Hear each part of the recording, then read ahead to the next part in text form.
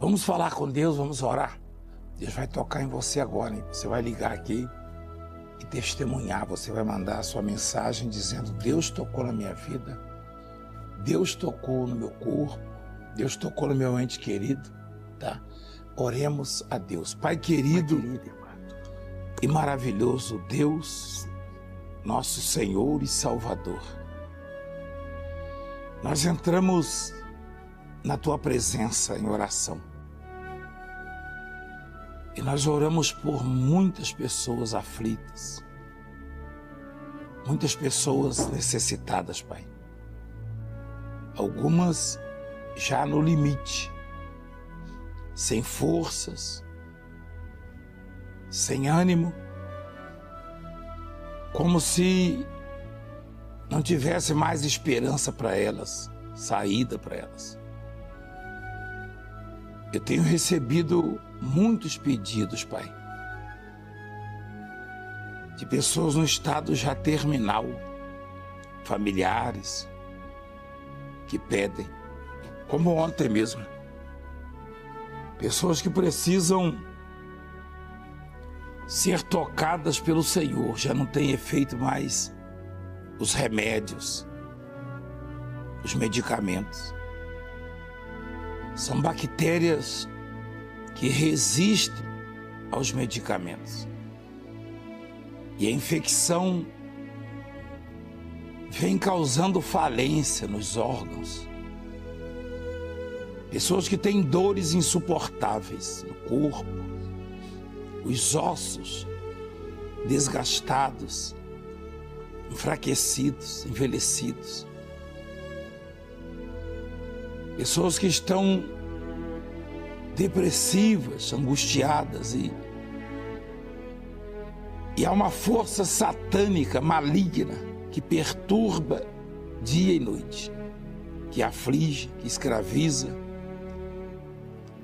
que causa o desejo do suicídio, o desânimo,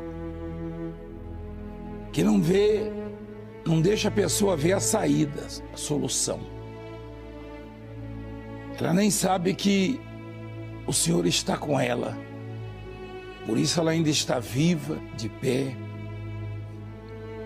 Por isso ela ainda tem chances de mudar. Porque o Senhor pode todas as coisas. O Senhor ergue o desvalido do pó e do monturo o necessitado. Faz a mulher estéril ser alegre mãe de filhos, de família. Meu Deus, toca poderosamente agora. E tira essa infecção, essa inflamação, as dores. Quebra as forças malignas. Afasta esse demônio, esse espírito de morte que está destruindo essa família, esse casamento, que está destruindo, tirando o sossego, a paz, fazendo essa pessoa pensar em morrer, Pai. Meu Deus, abre uma porta grande. Vem suprir as necessidades. Tua palavra diz, através do salmista, um dos mais importantes servos do Senhor, da história. Eu fui moço e já sou velho, mas nunca vi um justo, nem a sua descendência mendigar. E tem muitos cristãos que estão mendigando, Pai. Estão vivendo na prostração, escassez mesmo. Faltando tudo na vida dessa pessoa. Falta o dinheiro, falta oportunidades, falta saúde, paz. O lar está destruído. Essa mãezinha que espera a volta do filho está desaparecida. A esposa cujo marido é alcoólatra ou dependente químico, usa drogas, e ela já fez de tudo. Ela o ama, não quer deixá-lo, mas não está suportando mais.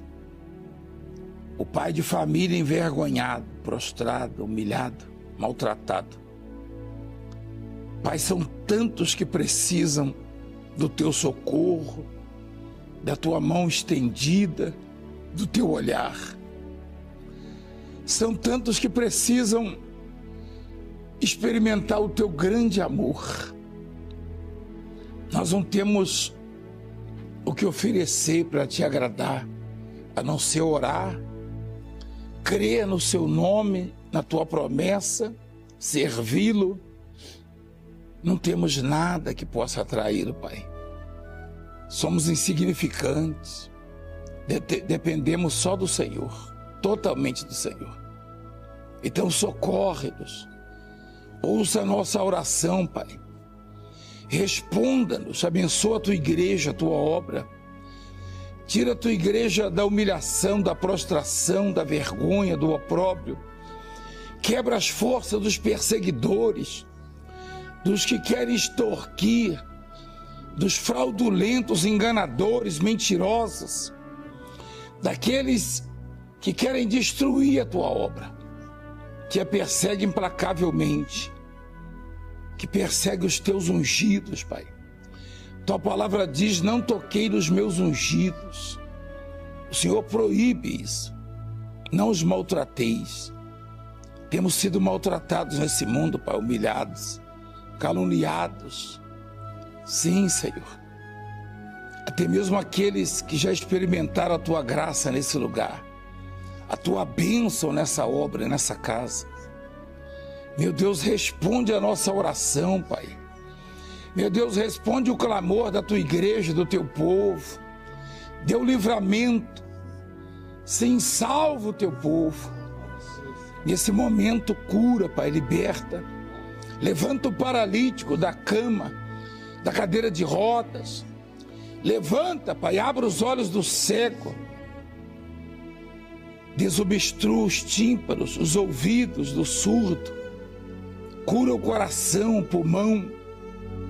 Meu Deus, cura essa criatura da próstata, esse homem, do câncer de próstata. Cura esta mulher do cisto, da hemorragia, policisto. Essa criatura que tem uma úlcera, uma gastrite, que tem uma doença e não consegue se alimentar, uma infecção no intestino. Meu Pai, purifica o sangue, restaura, Senhor. Faz um milagre, abençoa os dizimistas, abençoa os dos 7.000 que não se dobram, multiplica na vida deles. Abra as janelas dos céus e derrama bênçãos sem medidas. Eu te peço, e que a mão poderosa do Senhor possa agir, e milagres aconteçam, mudanças, que o Senhor possa ser glorificado na vida do teu povo, através do teu povo. Abençoa este óleo, Pai, esse azeite, da grande unção, a unção do setor, uma bênção, sobre a cabeça dos justos, a bênção. E certamente nesse domingo, primeiro domingo das 5 unções que vamos fazer, as 5 que Davi recebeu, meu Deus, que o teu povo também receba alegria no coração, paz, saúde, prosperidade como tinha o Davi. Que possam dar certo os seus projetos, seus empreendimentos, seus desígnios possam ser estabelecidos. Abençoa os bispos, as pastoras, filhos, respectivamente. Principalmente aqueles que precisam agora de uma cura, de um milagre. Aquele servo seu que está com um parente no hospital ou doente em casa. Abençoa os obreiros, os membros da igreja.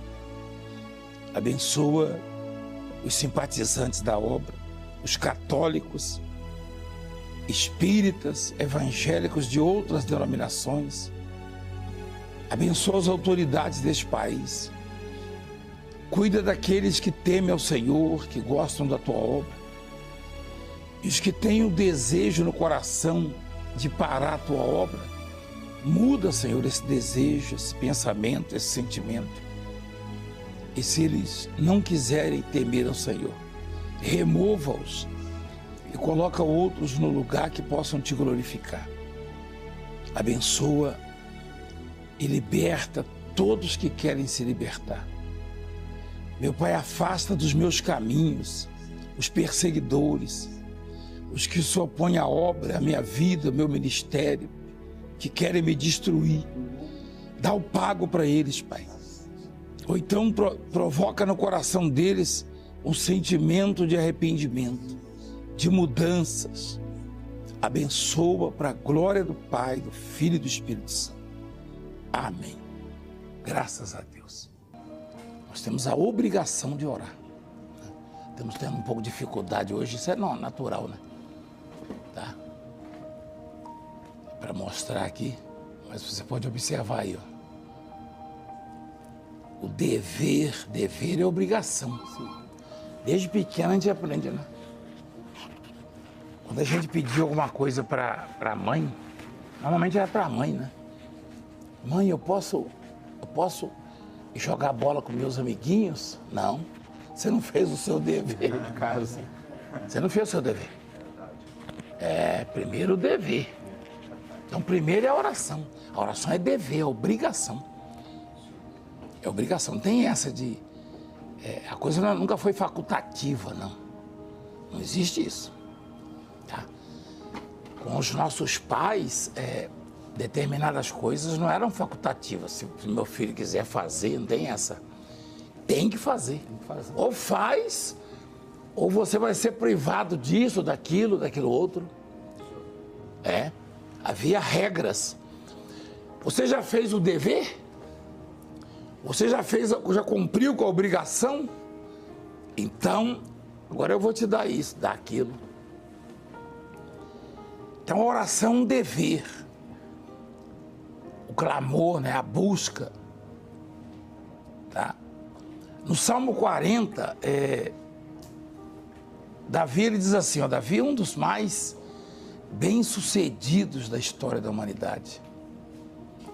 Um dos mais abençoados. Né? Davi foi ungido 5 vezes, 3 delas por Samuel. 3 delas por Samuel. Né? E Davi conseguiu superar obstáculos, adversidades. Aliás, ele mesmo achava que era o fim dele em alguns momentos.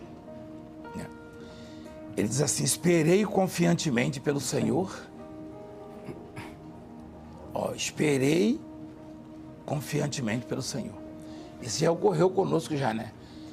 Eu já esperei por determinadas respostas e soluções durante muito tempo, muitos anos. Às vezes eu conto para o povo assim, algumas conquistas, né? E desejos. E tem deles que demorou mais de 30 anos.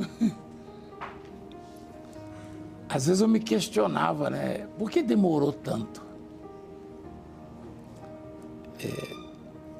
Demorou tanto porque eu falhei naquilo que é o meu dever. Orei por outras situações, mas não por aquela. Tem muitas coisas que nós, pastores, sacerdotes, profetizamos na vida do povo, intercedemos, o povo recebe e nós não. É verdade? Sim. Sabe que Deus me mostrou isso um dia desse? Eu apresentei a Deus a situação da igreja. Eu falei, por que dura tanto tempo, Senhor? Esse ciclo, essa situação de dívidas, de opróbrio, de humilhação.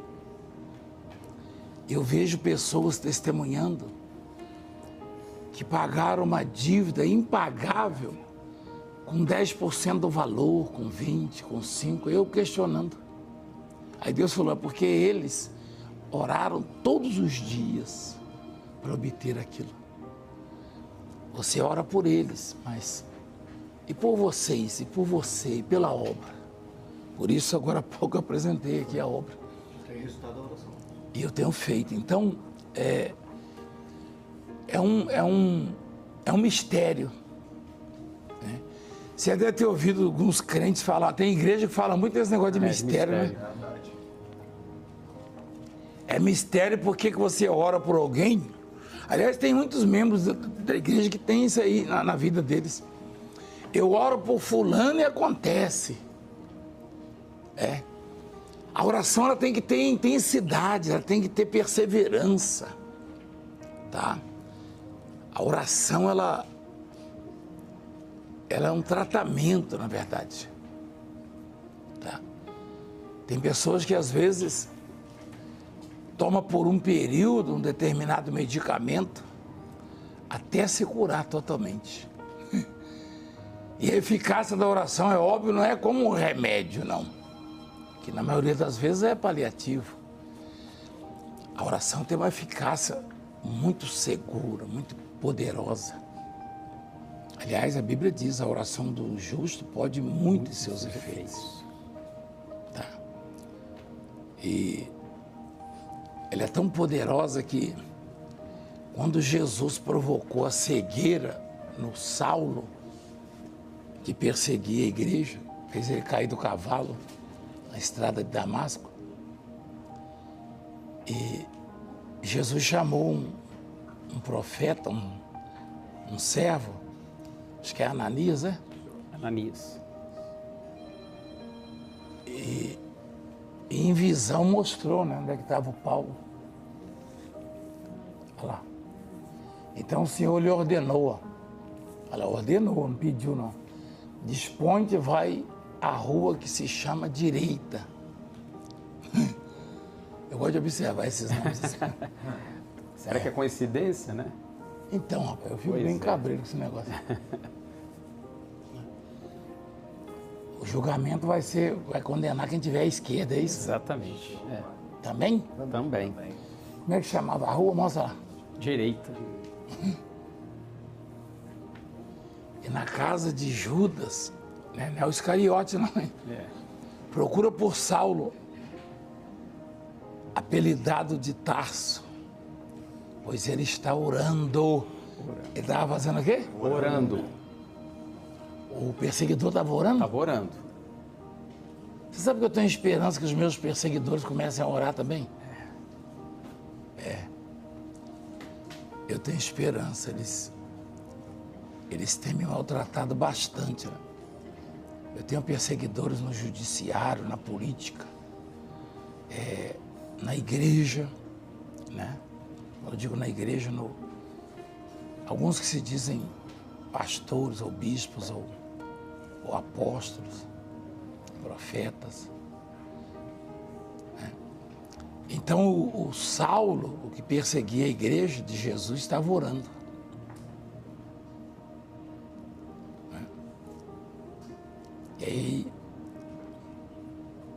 E viu entrar um homem chamado Ananias e impor-lhe as mãos para que recuperasse a vista. Esse viu entrar é força de expressão, né? Percebeu que alguém entrava na casa, um barulho. Porque como é que ele viu se ele estava cego? Exatamente. Olha lá, nada podia ver.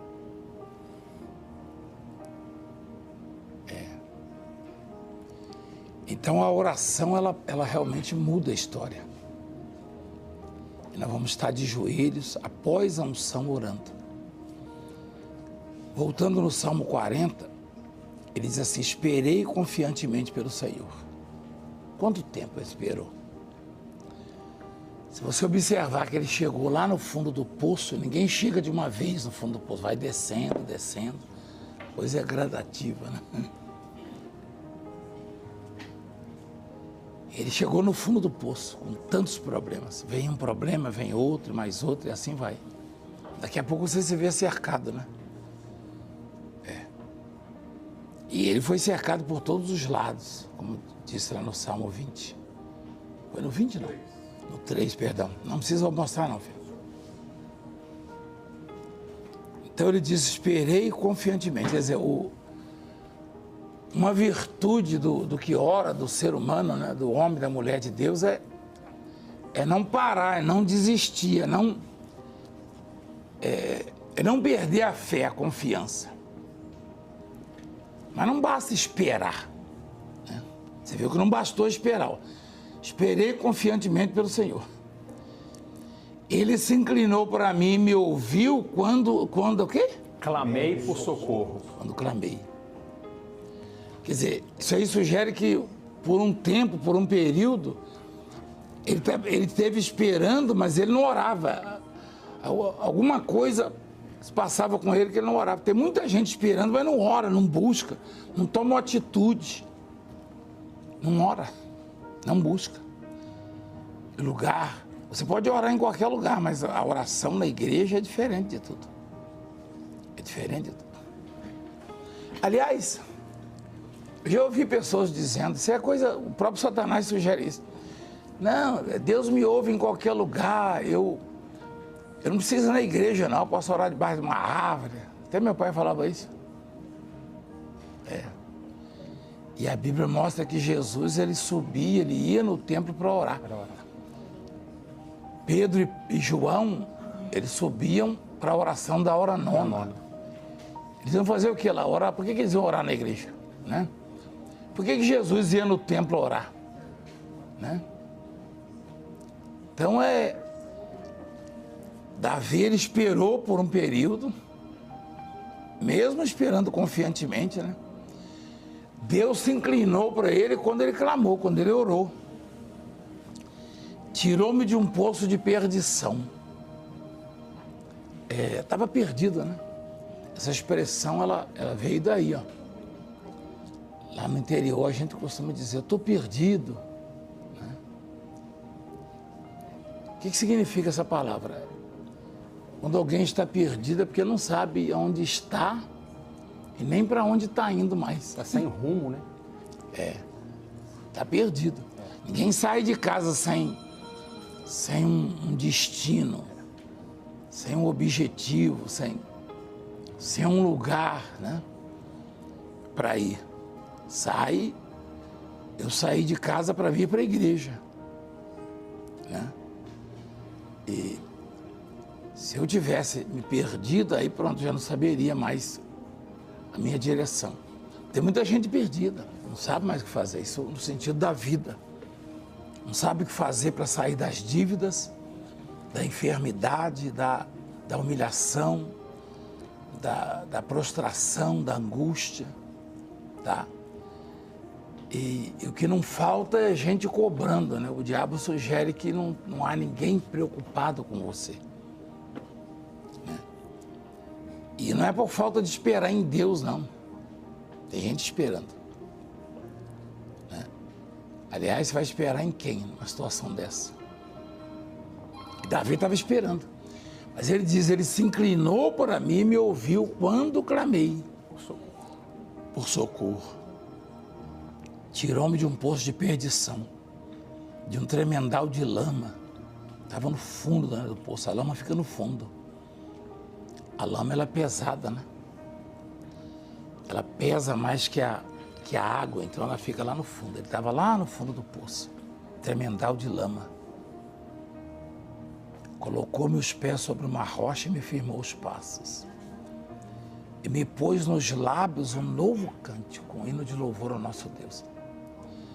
Muitos verão essas coisas, temerão e confiarão no Senhor. Bem-aventurado o homem que põe no Senhor a sua confiança. E não pende para os arrogantes, para os homens, né? Nem para os afeiçoados à mentira. São muitas, Senhor, Deus meu, as maravilhas que tens operado e também os teus desígnios para conosco. Ninguém há que se possa igualar contigo. É interessante ali em cima que ele fala, olha só, bem-aventurados o homem que põe no Senhor a sua confiança e não pende para os arrogantes, nem para os afeiçoados à mentira. Aqui tem muita gente esperando no homem, sabe, no Salvador da pátria. Porque as frustrações, as decepções, tem muita gente esperando no homem. Quando busca no homem. né? A prioridade é ser atendido por esse, por aquele, é buscar no homem. Seja na política, no judiciário, seja lá onde for, né? Eu tenho amigos na política, tá? Eu tenho amigos autoridades, como tenho inimigos também. E, por incrível que pareça, os inimigos que eu tenho, os adversários que eu tenho no judiciário, na política, sobressaem aos amigos que só me procuram quando precisam, na maioria das vezes. É duro falar isso, mas... eu tenho amigos na política, mas normalmente se aproximam de mim na época das eleições. Agora, os inimigos não, os inimigos da política, eles trabalham dioturnamente para me prejudicarem. Por isso que a Bíblia diz que os filhos das trevas, que seriam esses, são mais prudentes. Eu tenho inimigos que são autoridades que trabalham todos os dias buscando um meio de me prejudicar, de atrapalhar a obra de Deus, arrumam processos contra a obra, enfim, contra a minha vida, e humilham, e fazem questão que a imprensa divulgue, que a mídia social. E os amigos, eles aparecem esporadicamente. Principalmente aparecem quando precisam, né? Normalmente é assim. Daí a recomendação bíblica, que feliz é quem põe em Deus a sua confiança, não nos homens. Olha lá. Bem-aventurado o homem que põe no Senhor a sua confiança. Mas a exemplo desse ministério, Davi disse no versículo 5, são muitas, Senhor Deus meu, as maravilhas que tens operado e também os seus desígnios para conosco. Não há ninguém, né? Ninguém há que se possa igualar contigo. Então a nossa confiança é em Deus. Nós lidamos com isso, com a perseguição, com os que se opõem à obra de Deus. Um médico amigo meu, um judeu, ele falou, ô apóstolo, essa ocupação, essa vocação, essa responsabilidade do pastor é comprovada por estudo, é a mais estressante. E se eu medir o seu estresse, e ele ficou apavorado, ele falou, eu nunca vi isso, eu nunca vi alguém de pé tão estressado desse jeito, ele falou. Ele observa, falou, eu não entendo nada, sou médico. Ele até brincou, o senhor disfarça muito bem, o senhor dá umas risadas lá no programa, lá na igreja, e o seu nível de estresse é esse aqui, o senhor era para ter tido um infarto, um treco, um negócio. Eu falei, não disfarço nada não, eu dou risada porque eu sinto vontade de dar risada. Se eu brigo porque eu sinto vontade de brigar. Se eu choro porque eu sinto vontade de chorar. Eu não tenho negócio de fingir, não. Pode falar o que você quiser. Eu também tenho que dar satisfação, eu dependo de Deus. Você pensa que eu finjo para mostrar para você que eu sou forte ou não? Se eu tenho vontade de chorar, eu choro. Se eu tenho vontade de gritar, eu grito. Eu sou assim. Só que ele ficou lá sentado assim, olhando, e falou, meu Deus do céu.